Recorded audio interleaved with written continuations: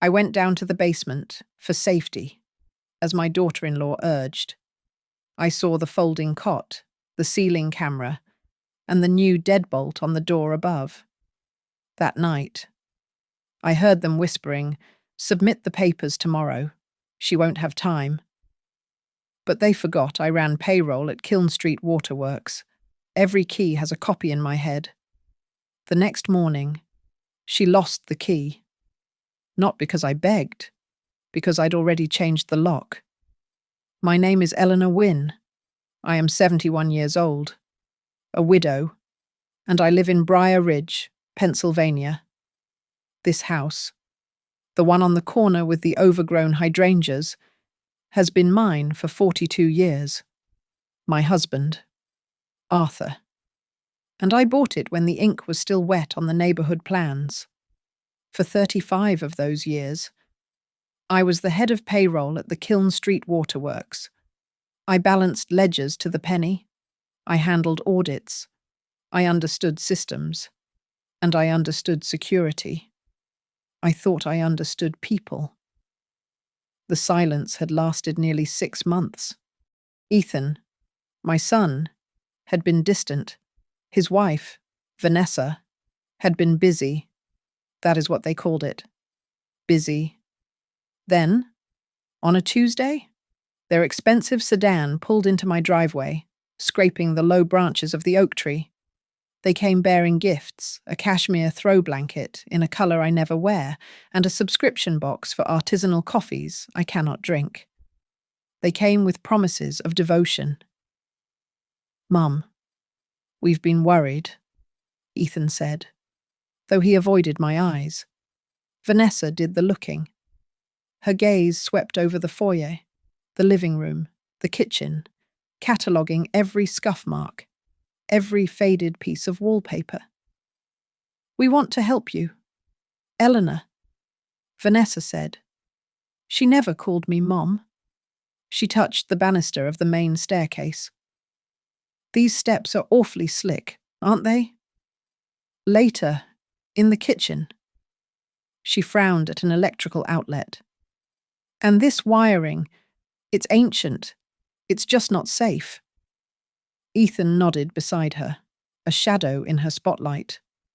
The word was safety. It was a word polished smooth with overuse, meant to slide past any objection.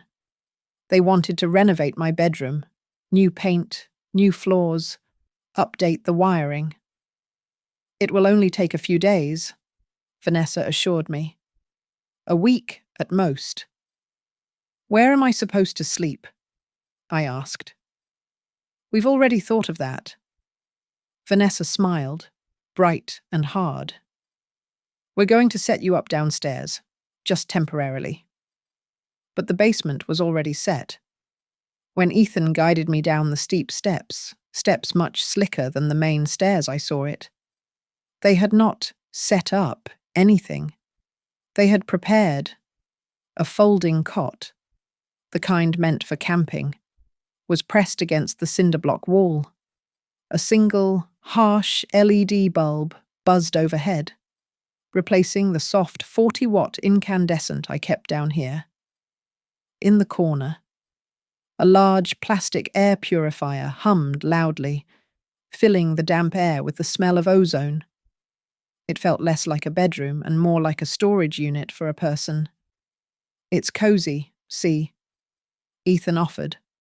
I looked at the door at the top of the stairs. It was new. The old, simple knob was gone. In its place was a sleek, metallic square, a smart lock. "We had it installed this morning," Vanessa said, holding up her phone. "For security, I've got the app right here. It's just so much more convenient. We don't have to worry about physical keys." She clicked a button on her phone. The deadbolt overhead slid home with a heavy, definitive thud. I watched the light go out under the door. The isolation began in small, practical ways. My mail, usually a steady stream of local papers, utility bills, and letters from my sister in Ohio, slowed to a trickle. You get so much junk. Eleanor, Vanessa said, sorting through the stack on the kitchen counter 2 days later. It must be exhausting trying to keep up. Why don't we consolidate everything? We can get a private P.O. box, and I'll just handle it. It's less trouble for you. She smiled. We'll just forward everything. Then, Arthur's photograph vanished. It was his official portrait from the waterworks, the one where he looked so proud in his suit. It had sat on the mantelpiece for 20 years. I came up for lunch, my designated time, and it was gone. Where is Arthur? I asked. Oh, Vanessa said, not looking up from her laptop. I put it in the study. We don't want it getting covered in dust when the painters start. But the painters had not been called. The walls were bare. The house was no longer mine. That first night in the basement was cold. The air purifier was too loud, a constant white noise that set my teeth on edge. The cot groaned under my weight. I lay there, staring at the exposed pipes on the ceiling, feeling the vibration of the house above me. They were quiet for hours. Then, long after midnight, I heard footsteps directly over my head in the kitchen. Muffled voices. Ethan's low rumble. Indistinct. But Vanessa's voice was clear. It cut through the floorboards like surgical steel. The notarization deadline is tomorrow morning, she whispered, sharp and urgent. We have to submit the papers. Just make sure she doesn't sign the wrong name. A pause. I held my breath. She won't, Vanessa said. She won't even see it coming. At Kiln Street Waterworks, you did not survive 35 years in payroll by being trusting. You survived by being meticulous. Access was tiered. Documents were triplicated. Every check run had a paper backup, a digital backup, and a microfilm backup stored off-site. Arthur used to tease me about it. He called it my belt and suspenders approach. I never lost a dime of the city's money. Now, in this cold basement, that training clicked back into place. This was not a renovation. This was an audit. And I was the one being audited. During my allotted hour upstairs, Vanessa insisted I stretch my legs while she was out for errands. I went straight to the study. Behind the heavy oak baseboard, just left of the fireplace, is a small, hollow cavity Arthur built. It is not a safe. It is just a space. I pressed the knot in the wood. The panel clicked open. My hands were shaking slightly, but my mind was cold. The original home insurance policy was there, still in its envelope. My marriage certificate. But the folder that held the certified copy of the house deed was gone. They had been thorough. They had not found the originals. Those were in the wall safe, but they had taken the reference copy. I returned to the basement. I kept my old smartphone hidden under the thin mattress. It was on silent. The screen dimmed. I had connectivity from the house Wi-Fi. A text message had arrived at 8:03 a.m. It was an automated alert from my bank. A request to add a co-owner to your checking account is pending verification. I had made no such request. My pulse hammered against my ribs. This was faster than I thought. I opened my email. It was flooded with spam, disorganized since Vanessa had helped me with the mail.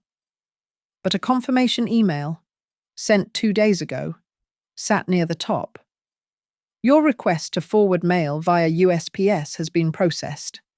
All mail for Eleanor Wynne will now be routed to Riverbend Suites, Apartment 4C, Riverbend Suites. I had never heard of it. I heard the side door open above. Marlene Whitcomb, my neighbour for 20 years. She always used the side door.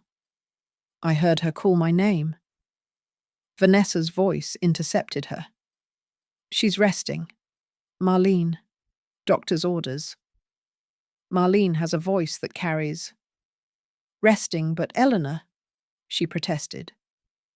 I just wanted to ask who those men were yesterday, the ones with the measuring wheels on the lawn. I thought maybe you were finally selling. There was a sharp silence. Then Vanessa's voice, sickly sweet. Just landscapers. Marlene, getting quotes. I heard the side door close. Faster than usual. Landscapers do not measure the footprint of a house. Surveyors do. Later, I was allowed up to the kitchen to help with dinner, which meant sitting at the table while Vanessa microwaved pre-made meals. My gaze drifted. On the bookshelf, tucked between a ceramic hen and my old cookbooks, was a small, black object. It was a cube, no bigger than a sugar cube, with a pinhole lens. It was new. It was aimed directly at the opposite wall, the wall where a framed painting of hay bales concealed the tumblers of my wall. Safe. They were hunting for the originals. I've been thinking, Vanessa, I said, trying to keep my voice casual. If there's an emergency, and that smart lock fails, where is the physical spare key? Vanessa smiled, not missing a beat as she stirred the food. Oh, Eleanor. That's the beauty of the app. It never fails. Besides, this is all part of the larger plan. She brought the plates over. We were going to talk about this tonight. We need to get your medical power of attorney finalized. You know, with your blood pressure, you could have a fainting spell. We need to be able to make decisions for you, to keep you safe. Her voice was so reasonable, so smooth. She was offering me a cage and calling it a cushion. But the key, I insisted. It's handled, she said, her tone final. Don't you worry about it. That night, I did not sleep. I retrieved a small notebook and a pen I kept with my Bible. I tore out a page and began to write. 7 p.m. Noticed new camera, brand unknown, pointed at safe. 7:30 p.m. Vanessa mentions medical POA, avoids key question. Approx. Yesterday p.m. Marlene saw men measuring the house. 8:03 a.m. bank, text re co-owner. 2 days ago, mail forwarded to Riverbend Suites. I recorded the make and model of Ethan's car, the license plate, the time they locked me in. I was no longer a resident of my own home. I was the head of payroll, and I was building my file. They thought this basement was a prison. They were wrong. It was my staging ground. I waited until the house settled, until the sounds of their muffled television viewing stopped, until I heard the bedroom door click shut upstairs. 2 a.m. The air purifier's drone was the perfect cover. I knelt by the far wall, near the old laundry sink. There was a rusted electrical outlet cover, blank, serving no purpose, or so it seemed. I worked my fingernails under the cheap plastic plate. It was loose. It came away with a soft pop. Deep inside the dark metal box, wrapped in a layer in electrical tape, was a single, thumb-sized USB drive, my archive. I had scanned everything in 2015, right after Arthur died. The original deed, my updated will, the insurance policies, the bank statements, everything. I slid the drive into my pocket and moved to the cot. From beneath the thin, lumpy mattress, I retrieved my other phone. It was an old-style flip phone, what they call a burner. I bought it with cash 8 years ago. I kept it alive with a prepaid SIM card, adding just enough money every few months to keep the number active. It lived in the dark. No one, not even Ethan, knew it existed. I powered it on. The small green screen glowed. I dialed a number I knew better than my own. He answered on the second ring, his voice sharp, awake. Calder. Graham Calder. Arthur's best friend. My lawyer. Graham. It's Eleanor Wynne, I whispered, my voice tight. They've put me in the basement. They have a smart lock on the house. They are trying to take the house. There was no pause, no demand for clarification.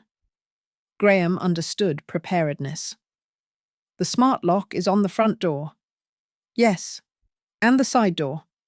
Vanessa controls it with her phone. But the back porch, he said, not asking. The old sliding glass door and the screen door. Is the mechanical lock still on the screen door? Yes, I said. A simple knob. Change the cylinder. Now. Do you have the tools?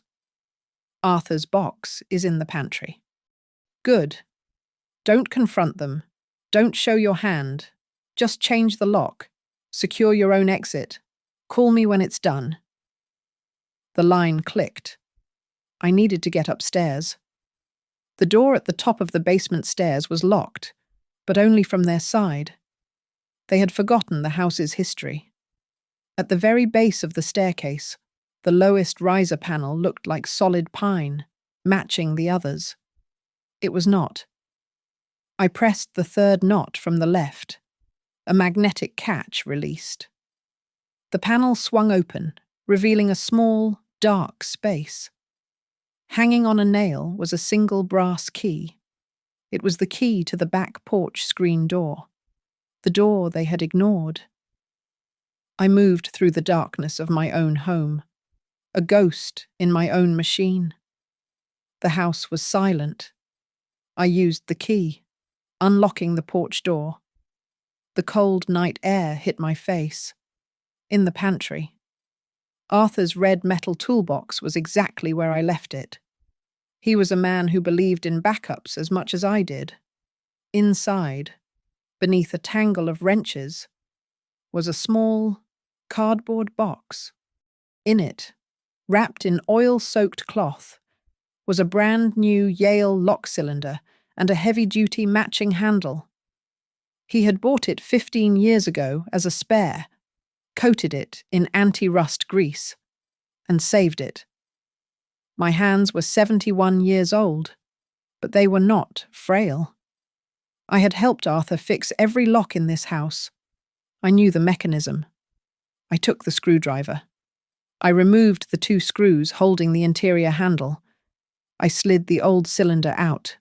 It felt light, cheap. I slid the new, heavy Yale cylinder in. I secured the plates, tightened the screws. It took less than 10 minutes. The smart lock on the front door was still the master, but this mechanical lock on the back door now answered only to the new key in my hand. Before returning, I moved to the kitchen. The small camera watched the wall safe, hidden behind the painting of the hay bales. Let it watch.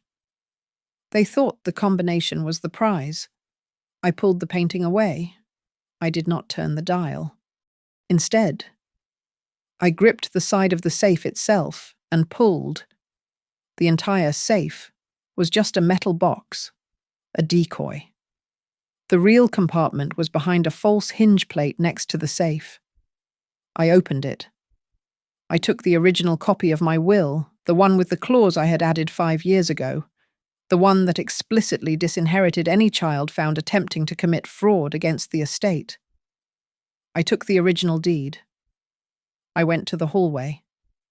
Near the floor was an old, brass-coloured ventilation grate, part of a heating system that had been disconnected decades ago. I pulled the grate away. I slid the documents deep into the cold, dusty metal duct, far beyond any casual reach. I replaced the grate. One last stop. The living room. Vanessa's new mesh router system. A white, sleek tower, pulsing a soft blue light, sitting on the end table. It delivered the Wi-Fi that her app needed to speak to her lock. She had plugged it into the wall. but she had plugged it into the power strip that Arthur kept hidden behind the bookshelf, the one that controlled all the lamps. I reached behind the heavy volumes of history. I felt the plastic strip. I found the small, red, illuminated switch. I pressed it. The click was tiny. The blue light on the router vanished. I went back down the basement steps. I replaced the riser panel.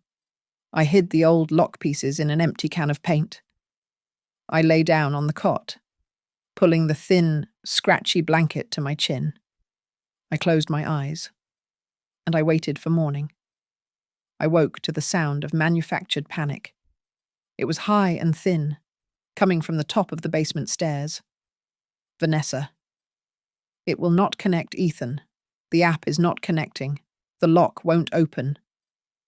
I heard the frantic tapping of a fingernail on a glass screen, then a solid, dull thud, as if she had struck the door with her fist. Damn it! The device is offline. How can it be offline? Ethan's voice was thick with sleep. Annoyed. What, just use the override key? There is no override key. Ethan. That is the point of the app. I am locked out. We are locked in. I lay on the cot for one more measured breath, listening to the shift. The warden was now the prisoner. I stood, straightened the seams of my dressing gown, and picked up the new brass key from the floor. I walked up the basement stairs. Their frantic whispering stopped immediately when they heard my footsteps on the wood. I turned the simple knob on my side of the door. The door was only locked from the outside. I pushed it open and walked into my kitchen. They stared at me. Vanessa was holding her phone in a white-knuckled grip. Ethan, shirtless in pajama pants, looked utterly bewildered. Good morning, I said. How did you get up here? Vanessa demanded, her voice losing its polish. I walked. I was hungry. The house is locked, she yelled, gesturing at the front door. The app is down. I walked past them, toward the back porch. Oh dear, I said, my voice perfectly placid. The network must be down. Con. That is the trouble with all this new technology. It is so unreliable. I slid the new key into the new Yale lock on the back porch screen door. It turned with a satisfying, heavy, mechanical click. I pushed the door open. The 7 a.m. morning air was crisp and clean. See, this one works perfectly fine. Vanessa stared at the lock, then at the key in my hand. Her face was a mask of chalky white. The absolute, smooth certainty she had worn like a second skin for days had just cracked wide open, as if summoned by the change in the atmosphere. A large white courier van pulled up to the curb. A man in a uniform hopped out, holding a large, padded envelope. He walked up the driveway. Delivery for Eleanor Wynne, he called out. I will take that, Vanessa said, moving toward the porch, her authority snapping back. No, I said, stepping between her and the driver. It is for me. I took the electronic stylus, signed my name on the pad, and accepted the package. I had paid Graham extra for the 9 a.m. guarantee. It was the mail I had routed to his office last night, intercepted and overnighted back to me before the fraudulent forwarding order to Riverbend Suites could take full effect. As I took the envelope, the burner phone in my pocket vibrated. Not my smartphone. The old flip phone. I retrieved it. Vanessa and Ethan watched me. They had never seen this phone before. I flipped it open. Yes. Graham Calder's voice was all business. Eleanor, it is done. The temporary injunction and illis pendens against all transactions on your property. File number 904C was received and stamped by the Lennox County Registry of Deeds at 7:58 a.m. this morning. Nothing moves on that house. The account freezes are happening as we speak. Thank you, Graham, I said, and I closed the phone. I placed the old phone on the kitchen counter. I looked at the package in my hands. The return address was Graham's law firm, printed in bold red letters on the label. Impossible to miss. Was the official subject line confirmation complaint of notary fraud and forgery. Ethan saw it. His face went slack. Mum, what is this? This is too much. You are overreacting. But his eyes darted from the package to Vanessa, then back again. He looked trapped. Vanessa, however, was not trapped. She was pure, cold fury. She grabbed her smartphone and speed-dialed someone, turning her back to me.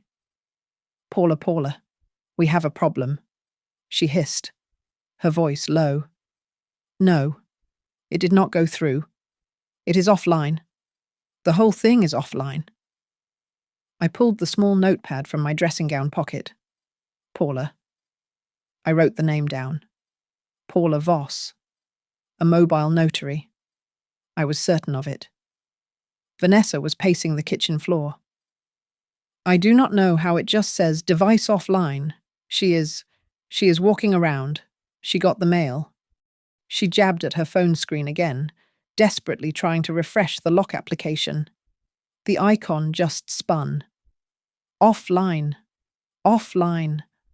Offline. She finally slammed the phone down on the counter. She had truly, officially, lost the only key she cared about. The key of control. The power in the room was mine again.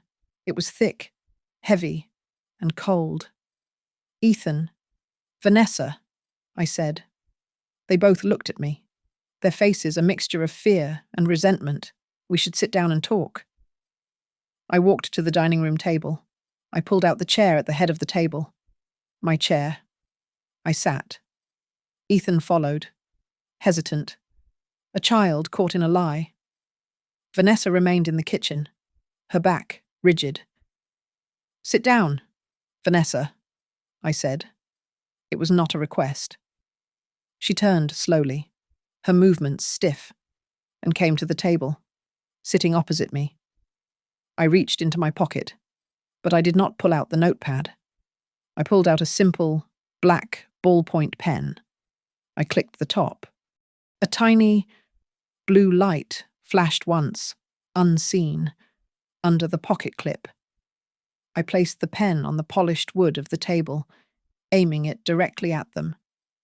Now, I said, tell me about the medical power of attorney. Vanessa tried to gather the tatters of her composure. She sat upright, clasping her hands on the table as if this were a business meeting she could still control. Eleanor, you are blowing this out of proportion, she said, her voice now a strained, artificial calm. It was just a simple power of attorney, a medical POA. We told you that. It is just to make it easier to care for you. Ethan nodded, latching onto the excuse. Yes, Mum. That is all? Just for your health. I let the silence sit for a moment, letting the pen record their weak, synchronized lies. For my health? I repeated. I picked up my smartphone, the new one, the one they knew about, and tapped the screen. I slid it across the polished wood. It stopped directly in front of Vanessa. On the screen was a photograph. I had taken it yesterday, during my upstairs hour, when Vanessa had left her iPad unlocked on the kitchen counter for 3 minutes. It was a screenshot of her email drafts folder. One draft was open. The recipient was a law firm I did not recognize. The subject was Briar Ridge Expedited Filing, and attached, clearly visible, was a partially completed application for a full transfer of property ownership, from Eleanor Wynne to Ethan Doyle. Does this look like a medical document to you? Vanessa? I asked. Ethan leaned over to see the screen, his face bliss-etched. He looked from the phone to his wife, his mouth slightly open. Vanessa, what is that transfer? Transfer what? It is just a draft. Ethan, she snapped, not looking at him. She was looking at me. A contingency, exploring options. Options, I said, like the option at Riverbend Suites apartment 4C. That hit her. Her eyes widened almost imperceptibly. You have been very busy, I continued. I was so curious about that address. I looked it up this morning. A lovely 2-bedroom. A deposit was paid 2 weeks ago. Not by you, of course. It was paid by a company. Ridgeway Acquisitions, LLC? Ethan shook his head. I do not understand. What LLC? What are you talking about? Mom. Ask your wife, I said, my voice flat. She is listed on the state filing as the sole managing member. She formed it 6 months ago. The same time you stopped calling me. Ethan. I imagine that LLC was also the applicant for the bridge loan. The loan you would need to secure the apartment, which I assume was contingent on proving you had an asset to leverage. An asset like, perhaps, my house. A bridge loan. Ethan stood up, his chair scraping loudly. Vanessa, you told me your parents were helping with the deposit? Sit down, Ethan, Vanessa commanded, her voice like ice. You do not understand finance. I understand this. He yelled, pointing at the phone. My name is on that paper. You put my name on it. The alliance was broken. The united front had crumbled into 2 panicked individuals. As they began to argue, my smartphone buzzed. A text message. It was from Marlene. I opened it. Eleanor. I do not know what is going on, but I found this on my doorbell cam from the other night. The landscaper, you said. This did not look like landscaping to me. Stay safe. Attached was a short video file. I tapped it. The timestamp was 2 nights ago, 9:40 p.m. The video showed my front porch, illuminated by the porch light. Vanessa was opening the door, the smart lock app clearly visible in her hand. A woman was with her, a blonde woman I did not recognize, carrying a heavy briefcase. She looked nervous. She matched the description of the Paula Vanessa had called this morning. Is this your medical consultant, Vanessa? I asked, turning the phone so they could both see the video. Or your notary, Paula Voss. Vanessa had no words. She just stared at the screen. My old flip phone rang. The sound was loud, jarring in the quiet room. I answered it. Graham. Eleanor, Calder said, his voice clipped. We have it. The POA. The notary copy was filed this morning, just before I got the injunction in. The signature is good, but it is not yours. It is a very close forgery. But here is the kill shot. The notarization log, the one Paula Voss filed, lists the time of the at-home signing as 3:15 p.m. on Wednesday. Go on, I said. Eleanor, according to the records I pulled from your cardiologist's office, at 3:15 p.m. on Wednesday, you were at the Lenox County Medical Center, 5th floor, attached to an EKG machine for your annual stress test. You were not here. You have an ironclad, documented alibi. They signed it themselves, or had someone else do it. This is a felony. Thank you, Graham. I have everything I need. I hung up. I looked at my son and his wife. Ethan was pale. Vanessa was breathing hard. The pen on the table was still recording. I picked up my smartphone and dialed a new number. Lenox County Police Department. How can I direct your call? Yes, I said, my voice clear and strong. I need to speak to Officer Mireya Cole, please. In the Financial Crimes Unit. I am calling to follow up on a case file request. The file number is 904C. My name is Eleanor Wynne. I am at my home, and I am ready to send my evidence. I disconnected the call. I looked at Vanessa. She was not looking at me. She was not looking at Ethan.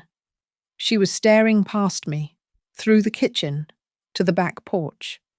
Her eyes were fixed on the new, simple, shining brass lock, the object that had ended her entire, sophisticated, high-tech plan. She understood, in that moment, that the game was truly over. Officer Mireya Cole arrived in less than an hour. She did not park a black and white cruiser at the curb. She drove an unmarked, charcoal grey sedan and wore a plainclothes suit. She was all business, her eyes sharp, absorbing the dining room, the overturned power strip I had pointed out, and the pen recorder still sitting on the table. I gave her the USB drive from the basement, the handwritten log, and the printout of my EKG appointment confirmation. She listened to the pen's recording without blinking. "Let's summarize," she said, her voice crisp. "We have coercive confinement in the basement. We have mail redirection, which is a federal crime. We have identity theft, forgery, and conspiracy to commit real estate fraud. And we have felony-level notary fraud. This is not a family squabble. Mrs.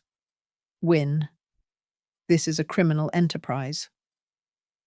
While Officer Cole was in my house, Graham Calder was at the Lennox County Courthouse. He filed an emergency ex parte motion on top of the injunction. It cited the EKG appointment as irrefutable evidence of my absence during the alleged signing. He demanded an immediate county-level freeze on all transactions related to my property deed and a formal administrative review of the notary public, Paula Voss. The civil block was now reinforced with a criminal investigation. Officer Cole made her first call from my kitchen, putting it on speaker. "Ms. Paula Voss. This is Officer Mireya Cole, Lennox County Financial Crimes. I am verifying a notarization you performed 2 days ago for an Eleanor Wynne." Paula's voice was thin, nervous. "Oh, yes. Officer. A POA. I remember it. Then you can confirm you personally verified Mrs. Wynne's state-issued identification." There was a heavy pause. "Well, yes. Ms. Voss. We have hospital records showing Mrs. Wynne was in a cardiac unit at the exact time you claim you were in her home. I suggest you begin telling the truth." The silence stretched. Then, a rush of panicked words. I didn't check the ID. Vanessa, Mrs. Pike. She said her mother-in-law was frail and couldn't find her wallet. She said it was just a formality. The woman who signed, she looked like the photo Vanessa had shown me. She looked just like her. "Thank you, Ms. Voss. Stay where you are. A detective will be at your office within the hour," Cole said, and disconnected. The confrontation was swift. Cole had Paula brought to the station. She did not bother with a photo array. She arranged for Paula to be in the hallway when Vanessa, who had been called in on a separate pretext, was being escorted to an interview room. Cole simply asked Paula to identify the person who coordinated the signing. Paula, trembling, pointed directly at Vanessa Pike. The weak link had snapped. That same afternoon, Graham and I formalized the counterattack.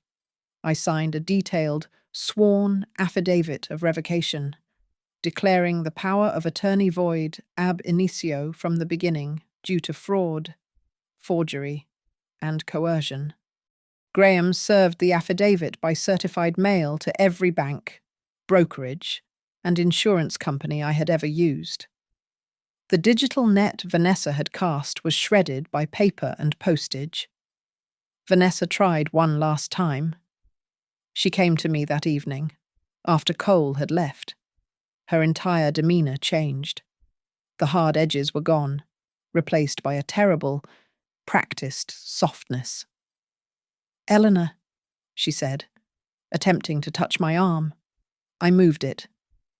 "This is all just a terrible misunderstanding. Lawyers and police. It's too much. We're family. We can sit down and work this out. Reconcile." I looked at her, my mind clear for the first time in days. "Reconcile, no. Vanessa, there is nothing left to discuss. Everything from now on will be on the court record." Her eyes flashed with the old coldness. "You would do this to Ethan." "Ethan did this to himself," I said. My son was in the study, his voice cracking with panic on his own phone. "What do you mean the financing is frozen?" "The bridge loan was based on the asset. The deposit for Riverbend is non-refundable. We have to activate the funds by tomorrow, or we lose it all." He finally understood. He hung up the phone, staring at the wall. He knew the deposit for their new life was contingent on the mortgage they were taking out on my house, a mortgage they could only get with the fraudulent POA. He had been played by his wife, but he had been a willing participant. While they argued, their voices rising in the other room. I walked quietly to the pantry. Arthur had installed a small, secondary trust safe under the floorboards, hidden by a false crate of canned goods. It was where he kept his bearer bonds, quick, untraceable cash. I knelt, opened the compartment, and entered the combination. I took the bonds, placing them in my pocket. Then I took the backup emergency key for the safe, inserted it into the manual override lock, and deliberately snapped it off, leaving the metal shank deep inside the cylinder. The safe was now inaccessible. They had come for the house. They had forgotten about the foundations. Vanessa, desperate to regain control, insisted on a family dinner that night. It was a transparent maneuver, an attempt to isolate me, to pull Ethan back from the brink of panic and present a united front of manufactured concern. "Just us, Eleanor," she'd said, her voice strained. "We need to clear the air, honestly." "You are right, Vanessa," I said. "Honesty is exactly what we need." I agreed to her dinner. And then I made 2 phone calls. At 6 p.m., they were setting the table for 3. The house was quiet, heavy with unspoken accusations. The doorbell rang.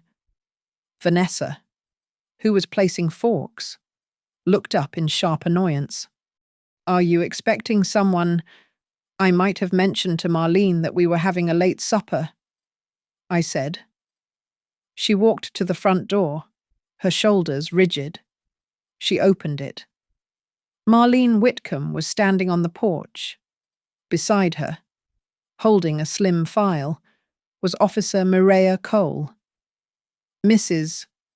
Wynne," Officer Cole said, her voice polite, projecting past Vanessa's frozen figure. "You mentioned you'd be sitting down to talk around 6. Marlene was kind enough to show me the way. I just have a few follow-up questions for Mr. and Mrs. Doyle, if you do not mind." Vanessa's face was a mask of pale fury, but she was cornered. "Of course, officer," she said, her voice tight. "Please, come in." We sat at the dining room table, the 4 of us. Ethan looked as if he was about to be sick. Vanessa, however, gathered herself and began her performance. "As I was trying to explain to Eleanor," she started, her hands clasped on the table. This entire situation has been a misunderstanding. We were worried, terribly worried, about her safety, her living alone. She gestured around the room. We wanted to prepare for her future, her end-of-life care, the paperwork. It was just to ensure we could act in her best interests. Her best interests, I repeated, placing my napkin in my lap. You mean the power of attorney, the one you had signed on Wednesday afternoon? Yes, Vanessa said, gaining a little confidence. Just for medical decisions. That is fascinating, I said. I reached into the pocket of my cardigan and pulled out a folded paper. I placed it on the table. Because at 3:15 p.m. on Wednesday, when Paula Voss claims she was here, witnessing my signature, I was not here at all. I was at the Lennox County Medical Center. This is the summary from my annual cardiac stress test. Officer Cole, who had been listening patiently, leaned forward. So, Mrs. Pike, if Mrs. Wynne was with her doctor, who exactly signed that document? Vanessa's mouth opened, but no sound came out. And another question, Cole continued, her tone becoming a sharp, investigatory scalpel. Why did this medical POA have a draft application for a full property title transfer attached to it? Ethan's head shot up. He had been staring at his plate. Now he stared at his wife. A title transfer. You said it was just medical papers, Vanessa. You swore to me. You swore it was just for her health. The fissure between them broke wide open. Vanessa's eyes filled with tears. A sudden, desperate pivot to emotion. She turned from her husband, dismissing him, and looked at me. Eleanor, please. Look what this is doing. We are family. This is your son. How can you be so cold? We were only trying to protect you. We love you. Love, I said. The word felt flat and dead in the room. I reached across the table and picked up the black ballpoint pen I had left there that morning. Is that what this is? I clicked the top. My voice filled the dining room, but it was coming from the pen. Good morning. Tell me about the medical power of attorney. Then Vanessa's voice, strained and false. Eleanor, you are blowing this out of proportion. It was just a simple power of attorney, a medical POA, and then the second recording, the one from the basement. Vanessa's unmistakable, sharp whisper. The notarization deadline is tomorrow morning. We have to submit the papers. Just make sure she doesn't sign the wrong name. She won't even see it coming. The silence that followed was absolute. Ethan looked physically broken. Marlene, quiet until now, spoke clearly. And I saw them, she said, looking directly at Officer Cole. I saw the men measuring the house footprint. They were not landscapers. And 2 nights ago, I saw her. She pointed at Vanessa. She was letting a blonde woman with a briefcase into the house. The woman from the doorbell video I sent Eleanor. The one you called Paula. Officer Cole closed her file. The soft snap of the plastic cover echoed in the room. This has been a very productive dinner, Cole said. Ms. Pike, Mr. Doyle. A formal subpoena for your testimony is being drafted as we speak. We will also be subpoenaing Ms. Voss, the bank records, and the management of Ridgeway Acquisitions, LLC. This file is being forwarded to the District Attorney's Office for review by a grand jury. She stood up. I strongly advise both of you not to leave Lennox County. Vanessa's composure shattered. The tears, the false concern, the icy control, it all evaporated, leaving only a core of pure, undiluted rage. You cannot do this. She shrieked, not at Cole, but at me. She lunged across the table. She was not reaching for the papers. She was not reaching for the pen. She was reaching for her smartphone, sitting by her plate. It was her last, instinctive grab for power.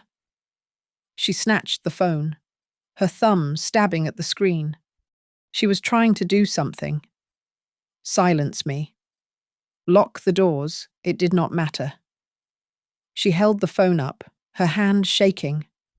The screen was inert, showing only the small, spinning wheel of a lost connection. It will not, she stammered, jabbing the screen again and again. It is still offline. Vanessa, I said quietly. Her hand dropped.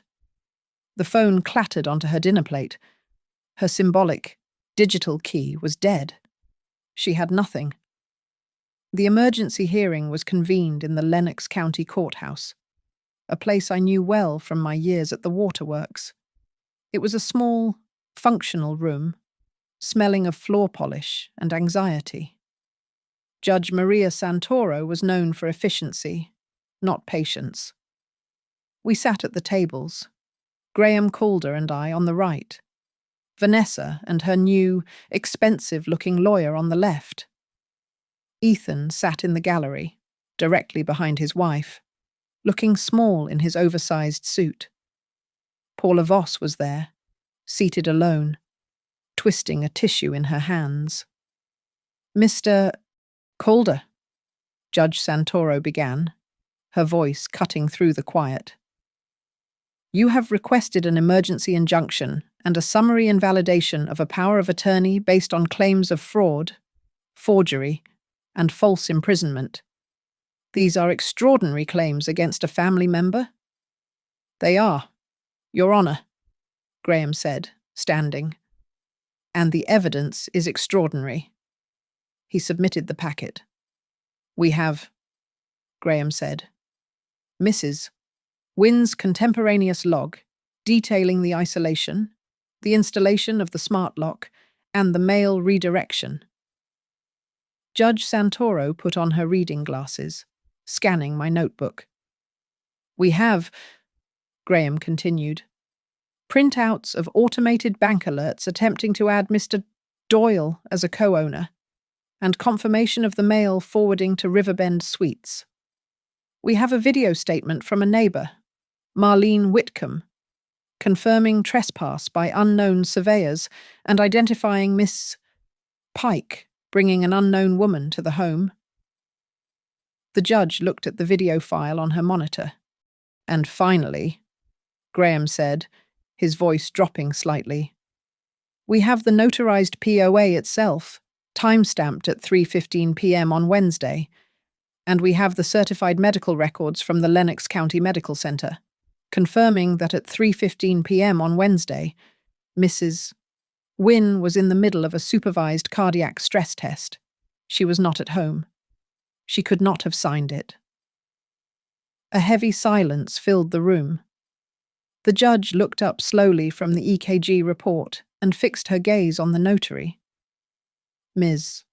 Voss, the judge said, you are under oath. Do you see the woman who signed that document in this courtroom? Paula Voss began to tremble. Her eyes darted to Vanessa, then back to the judge.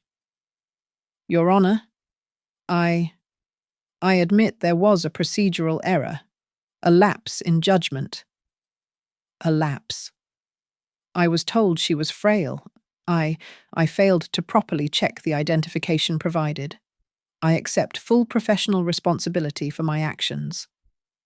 She had done it. She had admitted the core failure, and in doing so, had cut Vanessa loose. Vanessa's lawyer, a man named Harrigan, leapt to his feet. Your Honor, this is clearly a complicated family dynamic that has been misconstrued. My client, Mrs. Pike, was acting solely out of concern for her mother-in-law's declining health. This is a private matter. We strongly request this be moved to private mediation, to spare the family the trauma of a public hearing. Judge Santoro looked at him with open disdain. Mediation counselor. Mediation is for disputes.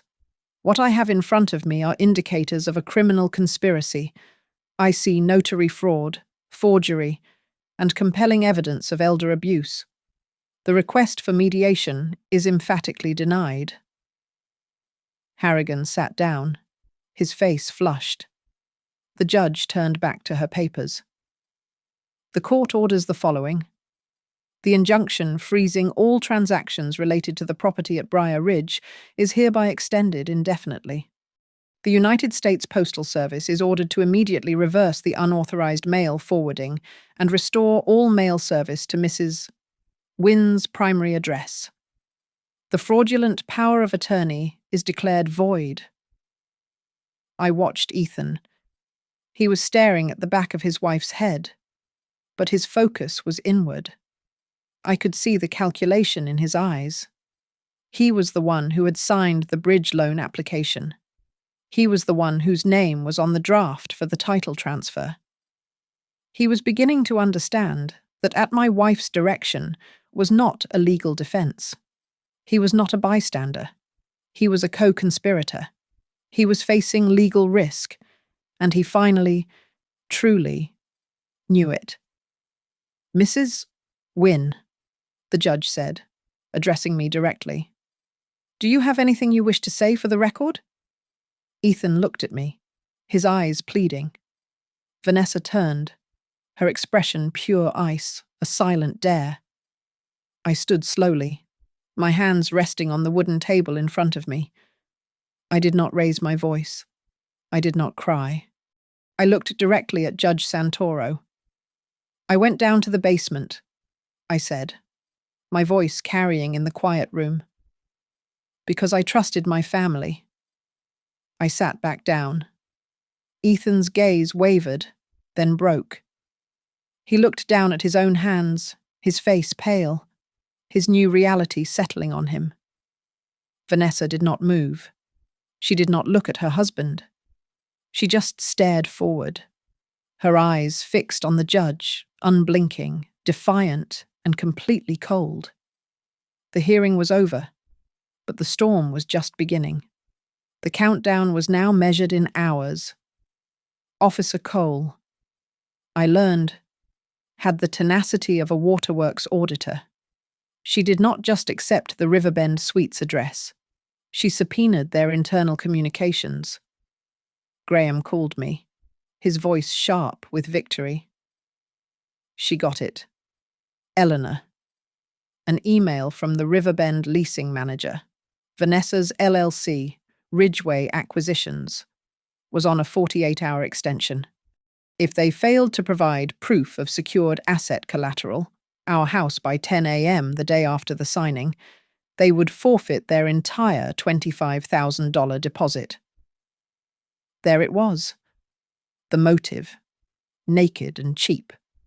The frantic timeline, the whispers in the dark, the desperation to submit the papers tomorrow. It was all driven by a non-refundable deposit. It is time, Graham, I said. The final exhibit. On the USB drive I gave you, the file is labeled Estate Update 2015. I heard the soft click of his keyboard over the line, a sharp intake of breath. Eleanor, this is it legal? It is ironclad, he said, reading the clause aloud.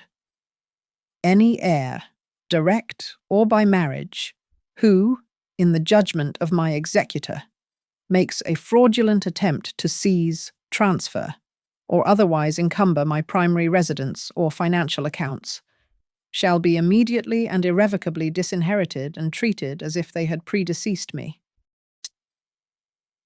Vanessa's lawyer is still trying to force mediation, I said. Not anymore, Graham said, his voice hard. I am filing this with the court this afternoon as a supplemental declaration. It proves that this was never about your health. It was about the inheritance. This blocks any attempt to settle this as a family. This is the checkmate. The twists kept coming.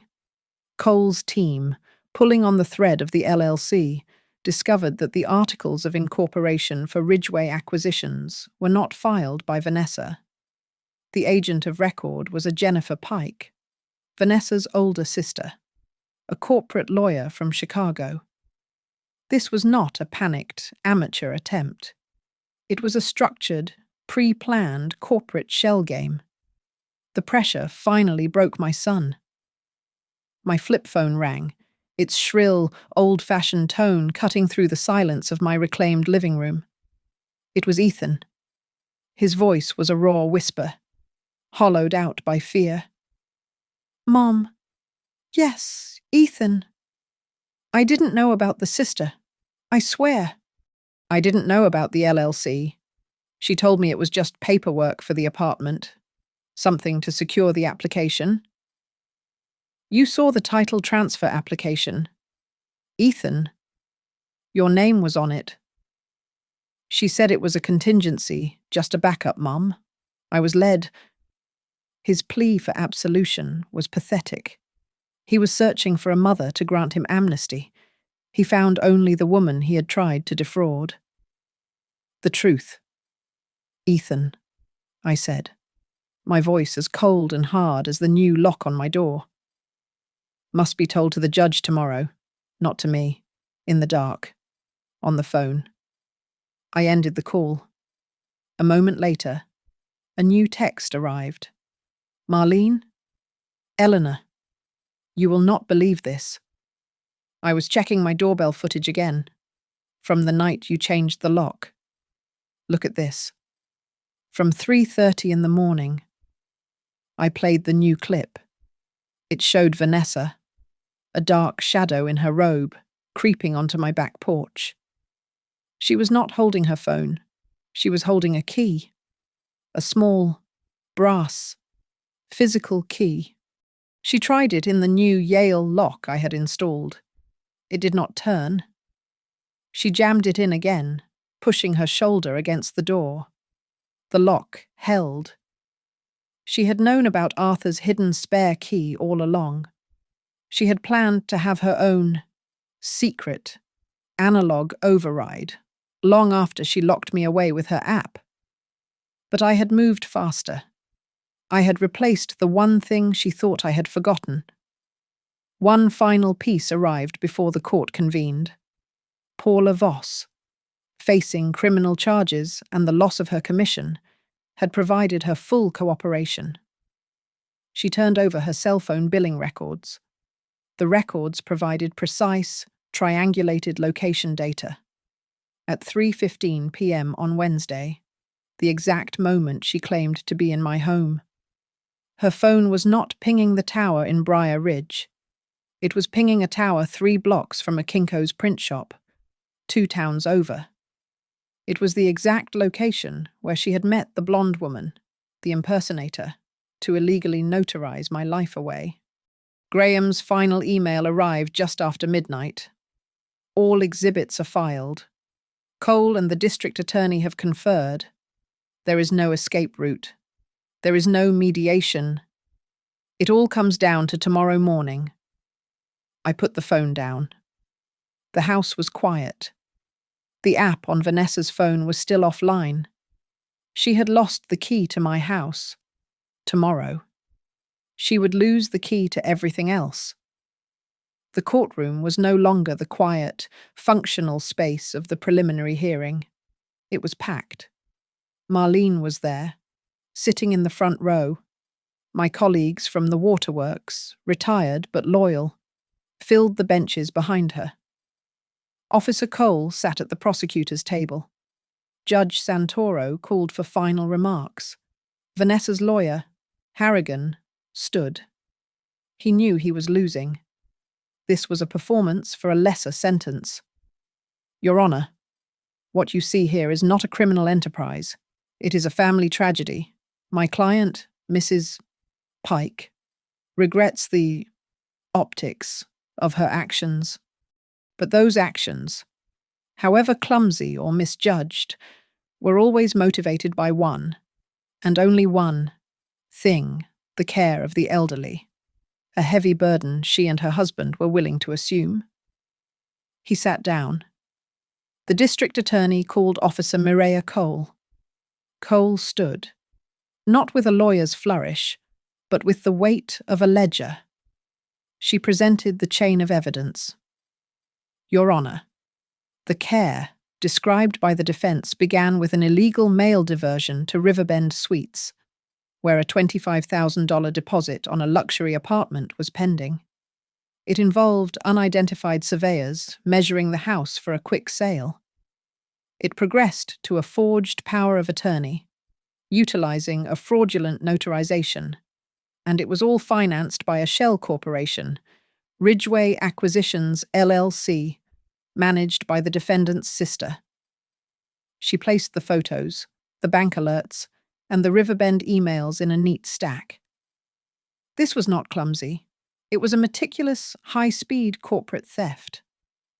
Then, Graham Calder stood. Your Honor, the defense claims this was about care. We submit this was about inheritance. He placed two final items before the judge. First, the handwritten log Mrs. Wynne kept while she was coercively confined in her own basement, a contemporaneous record of the psychological pressure. And second, he placed the USB drive from the basement wall. Mrs. Wynne's updated will, scanned in 2015. He read the clause into the record, the one that disinherited any heir who made a fraudulent attempt on the estate. This document, Your Honor, proves the motive. They needed the POA before I died, because they knew they would get nothing after I died. This was not care. It was a preemptive strike. The judge called Paula Voss. The notary was pale, her voice barely a whisper. Ms. Voss, the judge said. Look at the plaintiff, Mrs. Eleanor Wynne. Is that the woman whose signature you notarized? Paula began to cry, a low, wretched sound. No, Your Honor, it is not. Then who was it? I do not know. She wept. Vanessa, Mrs. Pike. She brought her. She said it was her mother-in-law. The woman was wearing a grey wig. She had glasses on. The prosecutor projected an image onto the courtroom wall. It was the grainy, poorly lit photo Paula had snapped on her phone for her records. A blurry snapshot of a stranger, a woman perhaps 40 years old, disguised as me. The whispers in the courtroom turned to an audible gasp. Judge Santoro held up a hand. The room fell dead silent. She removed her glasses and looked at Vanessa. Mrs. Pike, the judge said, her voice quiet, but carrying the weight of the entire room. The totality of this evidence is not just compelling, it is overwhelming. It is the most brazen, cold-blooded attempt at elder fraud I have ever seen in this court. She put her glasses back on and began to read. The power of attorney, dated October 23rd, is declared void ab initio. All documents, contracts, loan applications, or liens derived from that document are hereby nullified. The injunction freezing all related assets is made permanent. This court immediately refers the entire findings, including the actions of Vanessa Pike, Ethan Doyle, and Jennifer Pike, to the District Attorney's Office for criminal prosecution for conspiracy, forgery, and financial elder abuse. Ethan stood up behind Vanessa. He looked broken, his face white. Your Honor, he started, his voice cracking. I just wanted... I did not turn around. I did not look at my son. I reached into my coat pocket. My fingers found the new, solid brass key to my back porch door. I closed my hand around it. Vanessa leaned forward, her composure finally shattered, her voice a desperate hiss to her lawyer. Is there any other way? Judge Santoro heard her. The judge leaned forward from the bench, her voice cutting through the silence. Yes, Mrs. Pike. There is the truth. The gavel fell. The sound was as final as a lock clicking shut. I gripped the key in my palm, the sharp, metal edges digging into my skin. It was the only key I needed. Thank you for listening to my story. I'd love to know where you are listening from, so please leave a comment to connect and share your thoughts. Be sure to subscribe to Grandma's Family Diary, like this video, and give it an extra boost by hitting the hype button so this story can be heard by more people.